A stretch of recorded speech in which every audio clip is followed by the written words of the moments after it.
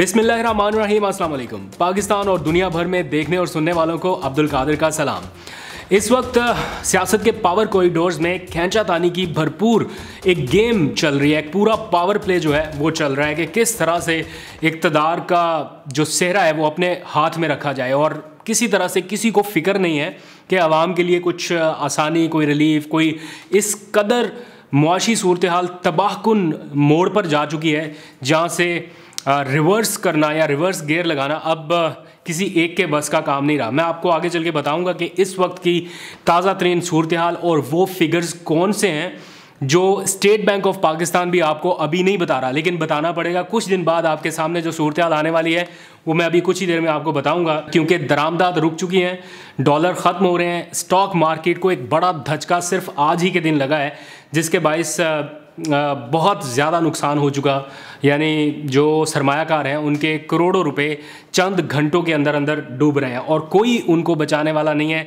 जो letter of credit एलसीज़ का आप नाम आजकल बड़ा सुन रहे हैं कि एलसीज़ बंद है, एलसीज़ नहीं खुल रही, उसकी वजह से जो इम्पोर्टर्स हैं उनको कितना नुकसान हो रहा है। इम्पोर्ट आपने एक तरह से रोक रखी है कि डॉलर ना मुल्क से बाहर चला जाए और अपने मुल्क में मेड इन पाकिस्तान का कोई प्रोजेक्ट नहीं शुरू हो रहा कि यहाँ पे लोकल कुछ हो सके, इसलिए जो मुकामी सनत है उसका भी तेल निकलता जा रहा है।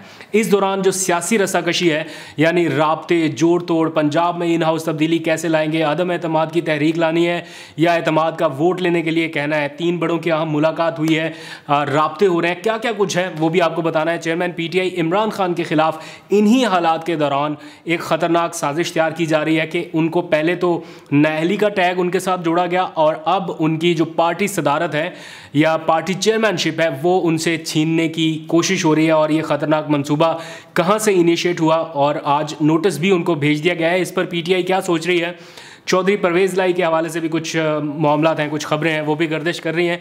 बज़ाहिर ऐसा लग रहा है कि आने वाले दिनों में असम्बली तहलील हो सकती है, लेकिन पसे पर्दा कहा जा रहा है कि 3-4 महीने अभी रुकें। 3-4 महीनों में क्या होना है और क्यों रोका जा रहा है, इसके बारे में कुछ तफसीलात है वो आपसे शेयर करनी है।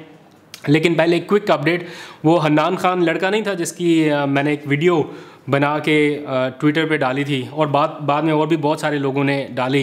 वह इमरान खान से मिलने का ख्वाहिशमंद था, वो मिला तो था इमरान खान साहब से, वो ख़ुद भी माजूर था और कुछ रॉड वगैरह थे उसकी टांगों में। आज उसने फ़ोन करके बताया कि इमरान खान से मुलाकात जब हुई थी तो उन्होंने वादा किया था कि मैं आपकी टांग के लिए भी उसी स्पेशलिस्ट डॉक्टर को बोल रहा हूँ जो मेरा इलाज कर रहे हैं, ताकि आपको भी वो मसनूई ब्रैकेट लग सके। तो आज उसने फ़ोन करके बताया कि उसे भी मसनूई ब्रैकेट लग चुकी है और उसी डॉक्टर ने उनका ट्रीटमेंट किया या देखभाल किया, वो ब्रैकेट लगाई जो इमरान खान साहब का इलाज कर रहे थे। तो ये एक अच्छी चीज़ थी, सोचा आपके साथ शेयर करूं। वो लड़का इतना ज़्यादा खुश था, I can't tell you in words के उसका तो इमरान खान से मिलना एक ख्वाब था और मिलने के बाद इमरान खान ने उससे एक वादा किया, उसे पूरा कर दिया चंद दिनों के अंदर अंदर। तो ही वॉज़ वेरी हैप्पी। तो उसने रिक्वेस्ट की थी कि ये मैं अपने व्लॉग में लाजमी दिखाऊँ। तो वो हन्नान खान, अगर आप देख रहे हैं तो आपका ये वादा मैंने भी पूरा कर दिया। अल्लाह ताला आपको सेहत सलामती अता फरमाए। आगे बढ़ते हैं। ये सियासी मामलात पर बात करने से पहले थोड़ी सी बात मुल्क की मुआशी सूरत हाल के हवाले से, वो फिगर्स जो स्टेट बैंक ऑफ पाकिस्तान ने अभी आपको नहीं बताए, मैं आपको बता रहा हूँ। पाकिस्तान के रिज़र्व, मैं बड़े दिनों से आपको बता रहा था कि 7 अरब डॉलर, और अब वो 7 अरब डॉलर से भी कम हो गए। 6.9 बिलियन डॉलर्स रह गए पाकिस्तान के पास और ये इंतहाई ख़तरनाक सूरत हाल है। अगर कोई भी हुकूमत में से आपको ये बताए कि हमने पाकिस्तान को डिफ़ॉल्ट होने से बचा लिया तो वो आपसे झूठ बोलेगा, आपको गलत बताएगा, बिकॉज़ ये एक ऐसी सिचुएशन है जहाँ पर हम बुरी तरह फंस चुके हैं और हमें 20-22 अरब डॉलर्स का इंतज़ाम करना है फौरी तौर पर 20-22 अरब डॉलर हमें चाहिए। अगर हमें नहीं मिले तो किन मामलात में हम फंस सकते हैं, कहाँ तक जा सकते हैं, वो मैं आपको एक नेक्स्ट व्लॉग में बताऊंगा। लेकिन बहुत ख़तरनाक सूरत हाल इस हवाले से है कि इन 6.9 बिलियन डॉलर्स में 3 अरब डॉलर सऊदी अरब के हैं जो रोल ओवर हुआ है और बाकी चाइना और UAE के हैं और हमारे अपने ज़ाती खालस रिज़र्व जो इस पाकिस्तान के इस मुल्क के हैं वो लगभग कोई 1.5 अरब डॉलर के हैं। तो ये इतनी ख़तरनाक सूरत हाल है। अभी स्टेट बैंक ऑफ पाकिस्तान ने ताज़ा तरीन आदादुशुमार जारी नहीं किए, लेकिन ज़राए से ये बात पता चली है कि पाकिस्तान के रिज़र्व कम हो गए क्योंकि हमने 1 अरब डॉलर जो देना था कर्ज़ की अदायगी में वो अभी हमने दिया है। अमेरिकन बैंक को, सिटी बैंक को। और अब जितना पैसा हमारे मुल्क के पास इस वक्त है, चाहे वो उधार का है चाहे हमारे अपने मुल्क का है, वो पाकिस्तान की सिर्फ 1.5 महीने की दरामदी ज़रूरियात पूरी करने के काबिल रह गए। सिर्फ 1.5 महीने की, यानी अगर हमने 1.5 महीने का ऑयल इंपोर्ट करना है तो हमें इतना पैसा देना पड़ेगा। और आप बताएं कि 1.5 महीने के बाद हमारे पास इतना पैसा कहाँ से आएगा कि हम इसी तरह स्मूथ अंदाज में चल सकें। इस टाइम वफाकी हुकूमत की जो मैं हालत है वो आपको बता देता हूँ कि इस टाइम बहुत सारे ममालिक से बातचीत चल रही है। बातचीत में बहुत सोफिस्टिकेटेड लफ्ज़ इस्तेमाल कर रहा हूँ एट द एंड, क्योंकि बिकॉज है तो बात पाकिस्तान की, वरना ये बातचीत नहीं है। जिस लेवल पर जाकर हम रिक्वेस्ट कर रहे हैं वो इससे भी एक मुश्किल सूरत हाल में है हुकूमत पाकिस्तान के। वो कोशिश कर रही है कि हमें 2-3 अरब डॉलर किसी मुल्क से मिल जाए ताकि हम अपना वक्ती गुजारा कर लें और इलेक्शन से पहले ये डिफ़ॉल्ट का जो एक टीका है ये अपने माथे पर ना लगा सकें। तो इस वक्त दरामदात पाकिस्तान की रुक चुकी हैं, इंडस्ट्री पाकिस्तान की बैठ चुकी है, डॉलर हमारे पास ख़त्म है और स्टॉक मार्केट को बड़ा धचका सिर्फ आज के दिन लगा है। मैं आपको बता देता हूँ एग्जैक्ट 537 पॉइंट्स की कमी, जिसके बाद हुकूमत पाकिस्तान ने वो फैसले भी कर लिए हैं जो मुल्क की तारीख में शायद पहले नहीं हुए थे। मुल्क के मुआशी हालात इस कदर मखदूश हो चुके हैं कि दिफाई ज़रूरियात पर भी असरअंदाज हो रहे हैं। एलसीज ना खुलने से जितना मेडिकल इक्विपमेंट है, मशीनरीज है, ऑटो सेक्टर की दरामदात है, वो सब रुक चुकी हैं। सनती शोबा इस वक्त बिल्कुल डाउनफॉल का शिकार है और वजारत ख़जाना ने जो दिफाई ज़रूरियात के लिए सामान दरामद करना है उसके ऊपर भी इजाज़तनामे की शर्त आयद कर दिया है। ये भी पहली बार हो रहा है पाकिस्तान की तारीख में। तो इस कदर गंभीर सूरत हाल है कि किसी को अब समझ नहीं आ रही कि क्या करना है और सूरत हाल पर काबू किस तरह से पाया जाए। बिलाखिर हुकूमत पाकिस्तान इमरान खान के नक्शे कदम पर आ गई है। वो मंसूबा या वो फैसला जो इमरान खान ने किया और शायद उनकी हुकूमत के लिए उसकी वजह से मुश्किलात बाद में पैदा हुई, वही फैसला अब ये मौजूदा हुकूमत भी करने जा रही है, क्योंकि हमारी इंपोर्ट का, हमारे डॉलर बिल का एक बहुत बड़ा हिस्सा सिर्फ तेल की दरामद में लगता है। इसलिए अब वापस घूम फिर कर फिरकी उसी जगह पर आ गई कि हम किसी तरह से सस्ता तेल इंपोर्ट कर सकें। और अब रूस से बाकायदा बातचीत और बातचीत से अगले फेज़ में हम जा चुके हैं जहाँ पर मुआहदे हो सकते हैं।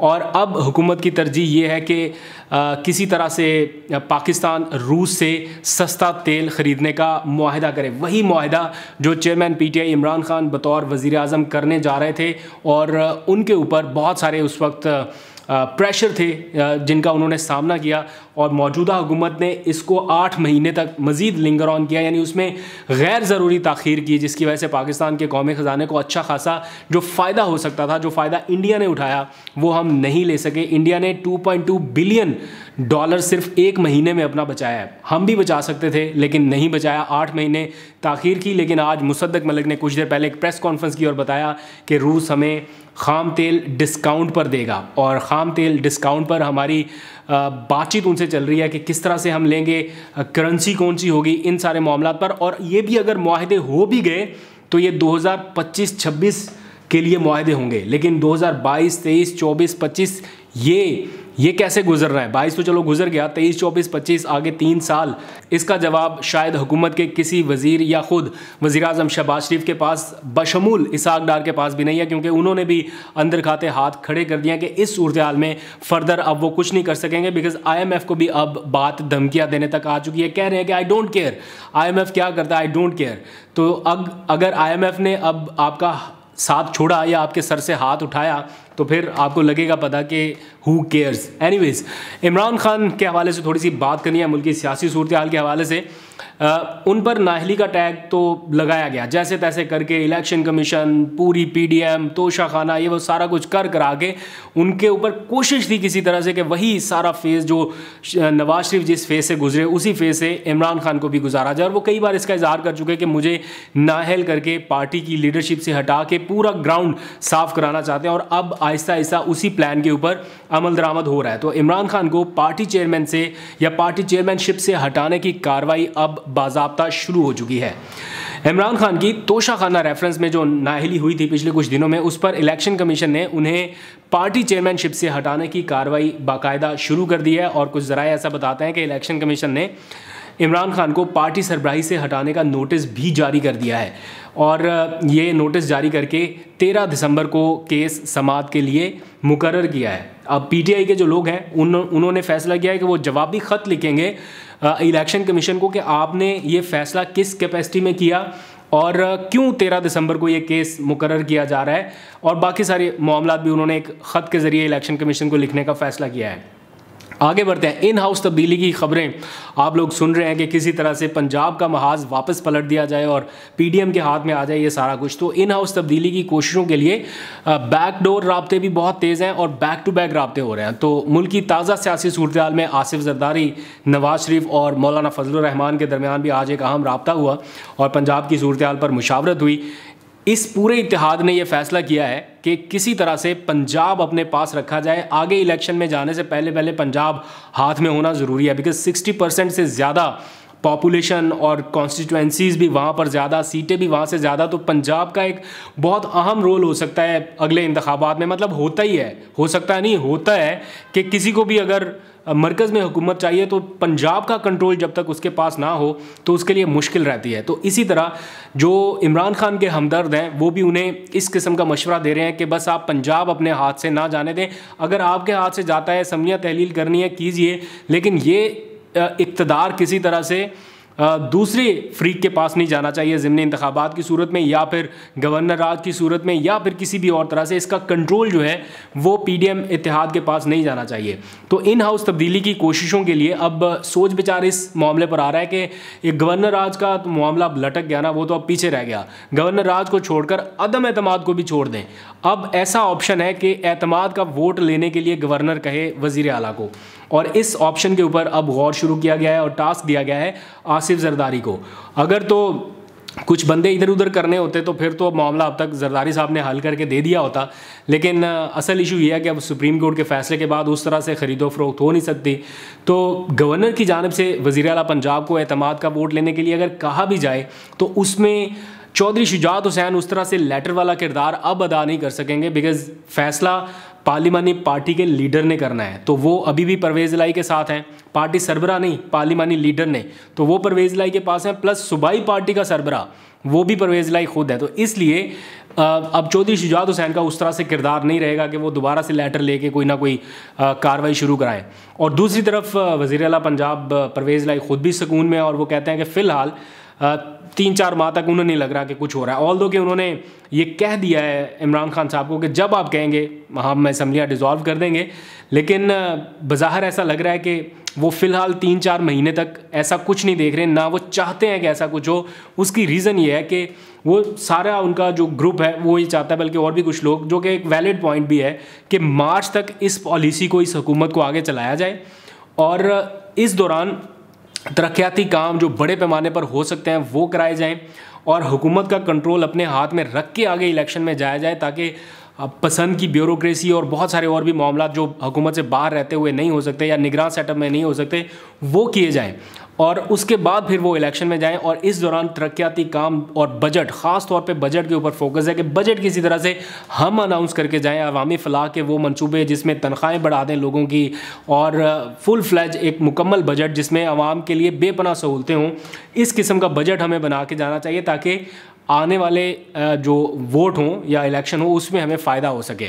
तो इस बारे में संजीदगी से गौर हो रहा है, लेकिन इमरान खान साहब अब उस नहज पर पहुंच चुके हैं जहां पर वो इंतज़ार करने की पोजीशन में नहीं है, और वो चाहते हैं कि अब या तो इलेक्शन की तारीख या फिर असम्बलियाँ तहलील।